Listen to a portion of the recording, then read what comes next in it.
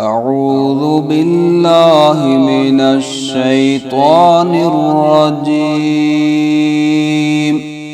بسم الله الرحمن الرحيم.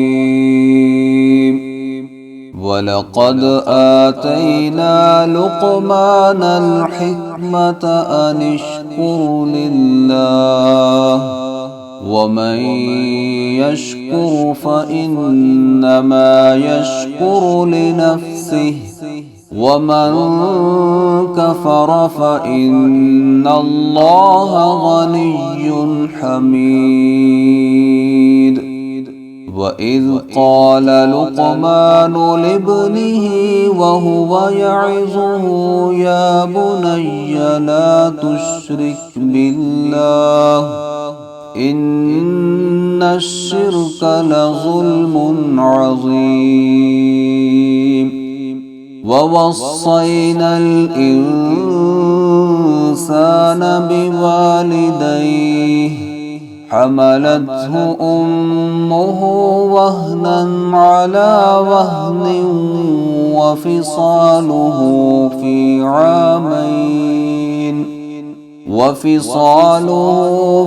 عامين أن اشكر لي ولوالديك إلي المصير. وإن جاهداك على أن تشرك بي ما ليس لك به علم فلا تطعهما وصاحبهما في الدنيا معروفا واتبع سبيل من أناب إلي ثم إلي مرجعكم فأنبئكم بما كنتم تعملون. يا بني إنها إن تك مثقال حبة من خردل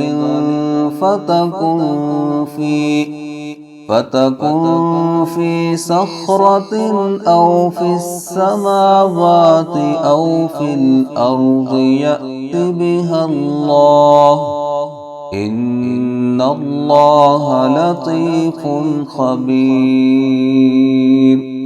يا بني أقم الصلاة وأمر بالمعروف وانه عن المنكر واصبر على ما أصابك إن ذلك من عزم الأمور. ولا تصعر خدك للناس ولا تمش في الأرض مرحا إن الله لا يحب كل مختال فخور.